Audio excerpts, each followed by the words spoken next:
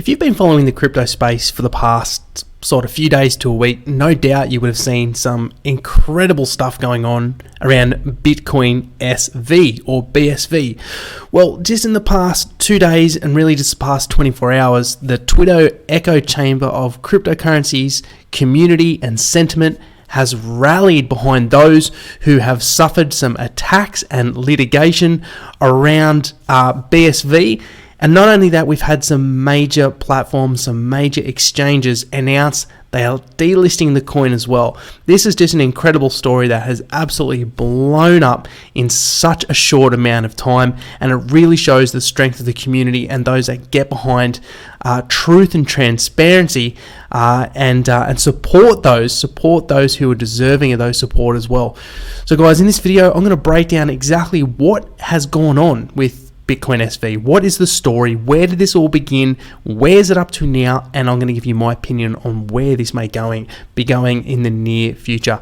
So stick around, guys, and let's get into the video.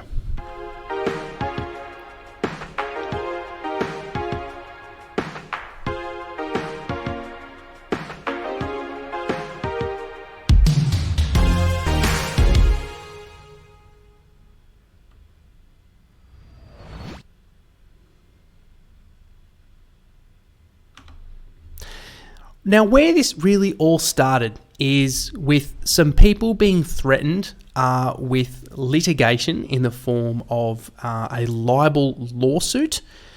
And this actually came from both Craig Wright and I believe Calvin Ayre as well, from their legal team. They're actually looking at suing people and trying to uncover the identity of certain people involved with disparaging Bitcoin SV.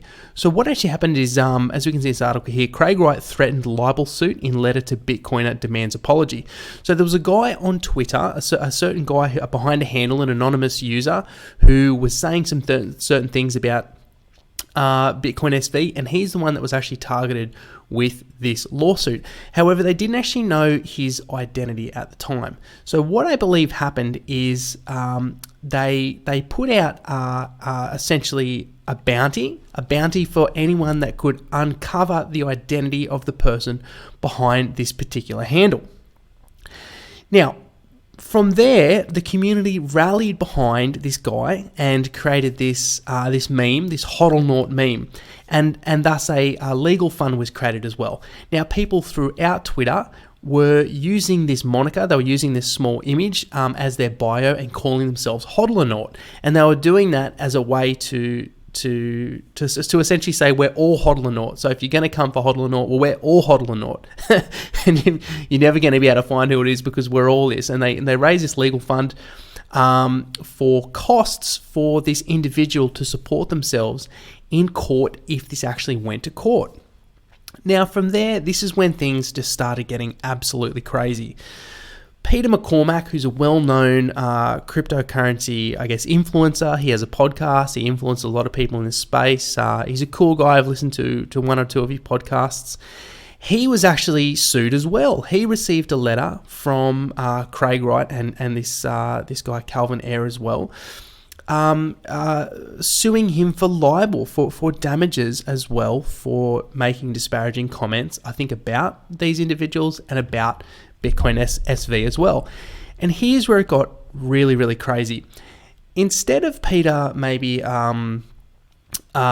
giving them their demands, because what they wanted in return for this, they were willing to drop the suit if the people that were sued admitted certain conditions. I'm not going to go through those conditions, but admitted certain conditions and essentially seceded completely to these demands. But here's where it got really, really interesting. Peter said, no, I'm not going to secede to those demands, and I will see you in court. And I don't think the legal team probably expected this. Now, from here, you can see this just went absolutely viral with Peter backing himself and saying, no, let's go to court. Let's take this to court. Let's take this argument about who is Satoshi and let's prove it before a judge, because once legal precedence is set, then that would set that essentially sets the argument, right?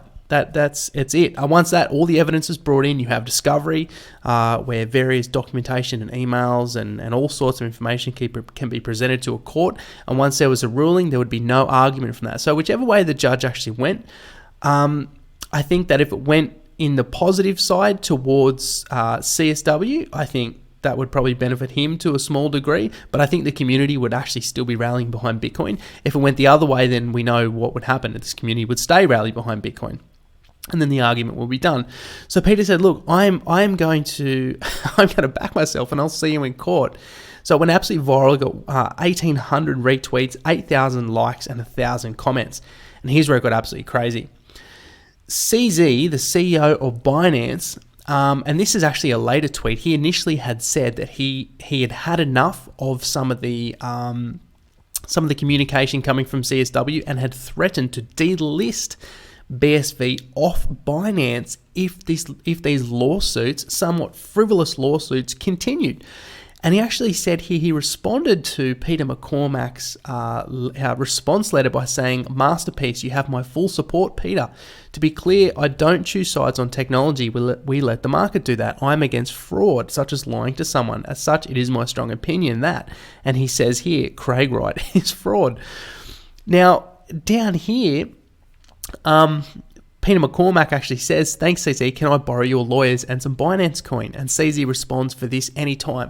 So Peter McCormack has now gotten the financial and legal support from CZ and Binance, which is one of the top exchanges in the world by trading volume, extremely well funded. I mean, the treasury of Binance would be in the hundreds and hundreds of millions, if not billions. So when you're talking about legal teams, when you're talking about the strength of a legal fight, when you get the support of CZ, I mean, that's not going to be an easy fight to win.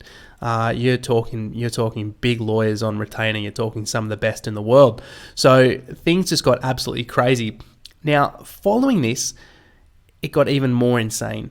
Binance has officially announced that they're going to be delisting BSV on a certain date, I believe, in a couple of weeks. So BSV will no longer be available to be bought against other trading pairs on Binance.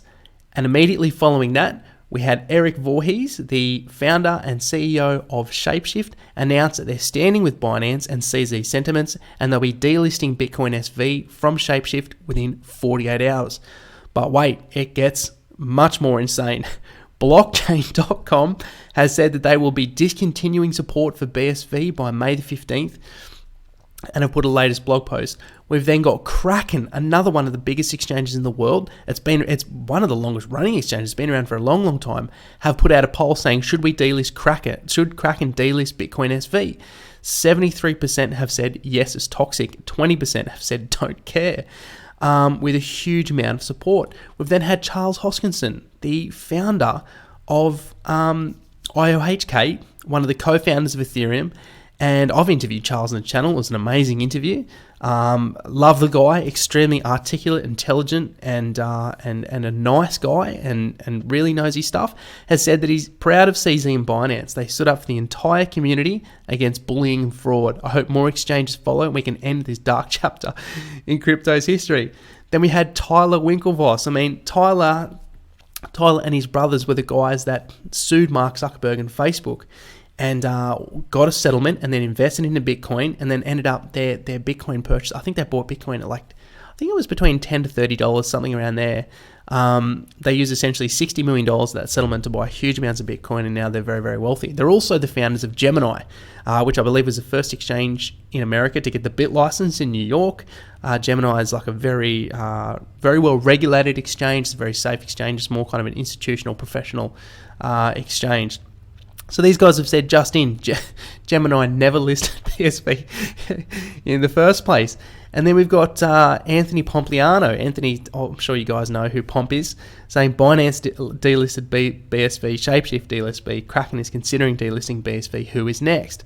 Then we've got Turdemeister as well, weighing in on the debate. I did have his tweet up before, but I'm not sure where it's gone. Here we go. Here, rest in peace, BSV, and showing a chart with a huge decline in value.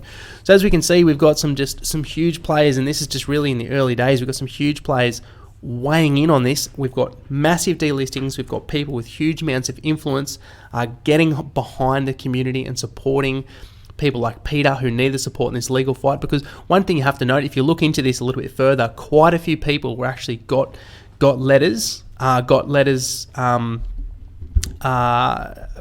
damages for damages in suit. I believe, I can't say this for a fact, but I believe even Vitalik Buterin got as well. So this legal issue was targeting a lot of people. A lot of people were being sued. And, for commenting on BSV and on Craig Wright and his partner, his business partner, this Calvin Ayre as well. So, the sentiment was terrible with this. It was absolutely terrible. A lot of these people can't afford to go to court. A lot of these people can't afford that kind of thing. But then to have such massive pushback really shows you the strength of the Bitcoin community despite everything that has actually happened and has actually gone on with these forks. So we look at the charts. BSV is not faring well price-wise. It's at the lowest point since around November last year. So we've seen it's currently around $58. The charts are not looking good. They're on the sell side for BSV. So what could happen from here? I think a number of things can happen. I think from a legal standpoint, I wasn't personally sure what could happen in regards to exchanges delisting coins, but I guess exchanges, giving their a centralized private business, are well within their rights if they abide by their own code of ethics and their own standards set out for listing and delisting, so long as they can justify that the delistings happened within those frameworks. I believe that they're well within their rights to do so. So will other exchanges follow suit? I think it'll be interesting to see. I mean, most exchanges are going to remain impartial because they're making money on trade. So as long as there's demand for a particular coin, they're going to leave it because they're going to be making money on that coin. There's going to be some demand. So I don't know how much further this will go. I will say that because this has spread so far and has grown so quick, any kind of legal fight from the team of BSV is going to be very difficult and very, very expensive as well, because some of these major exchanges are just so well funded. I mean, I imagine they'll just back themselves up. So, all in all, what's my take? Well, as you guys know, I like Bitcoin. I've always remained a huge Bitcoin supporter. I'm not a supporter of forks. Generally, not those that claim the name, and not those that mislead with misleading marketing materials and other sorts of I would say deceptive practices. Won't name any names, but ultimately what this really shows is the free market doing its thing. Shows the community doing its thing. It's showing that sentiment and the people are essentially the ones driving where this goes in the long term, and that's exactly how you want it. I mean, I saw some people on Twitter commenting that they didn't like the fact that these coins were delisted. Well, I'm sorry, that's free market. These businesses can operate how they want. They're going to operate in their best interests, in their shareholders' best interests, and in their users' best interests. So they are well within their right to do so, provided it fits within a legal framework to do so. So it's extremely interesting. I think this event in particular, as crazy as it is on the outside, is not good for overall cryptocurrency sentiment. Imagine yourself as a big investor standing on the outside. You're a Wall Street investor and you've been thinking about buying some Bitcoin, and you're seeing this craziness go on. You'd be saying, I'm just stepping back and waiting 6 to 12 months till the dust settles before I put my money into any cryptocurrency, because it really is a sign of how kind of immature the entire cryptocurrency market is in terms of its technology and adoption. Not in terms of the people behind it. I'm talking just the technology and the industry maturation. So if you're a big time investor, you're just going to be seeing this going, wow, this is a risk, because this happened so fast. Like, this happened so quick. It happened within just a matter of days. I'm just going to take a step back and just wait and see what happens and wait until the dust settles. So I don't think this is very good for sentiment at the moment. I think that will take a little bit of time to recover from this and for sentiment to improve. The thing is, it is a positive sentiment for the community, but I think for prices and for people that maybe aren't so intrinsically linked to sentiment, I think it's a negative. But either way, very, very crazy to see. Unbelievable how quick this spread. And so good to see community getting behind those in need of support, such as Peter and such as Hodl and Ord as well. So guys, that's it from me. Hope you enjoyed the video. If you did, really appreciate the likes. Leave me a comment. Tell me what you think. I'm really interested in hearing your thoughts about BSV. Did you like the coin? Were you invested in the coin? What is your reaction to these events? Surely, if you're an investor in a BSV, you would not be feeling really good at the moment. This is not good news at all. So I'm interested in hearing your opinions and perspective. If you're not subscribed, make sure to do so. And thanks for watching the video, guys. Appreciate your time and have a great rest of the week. Cheers.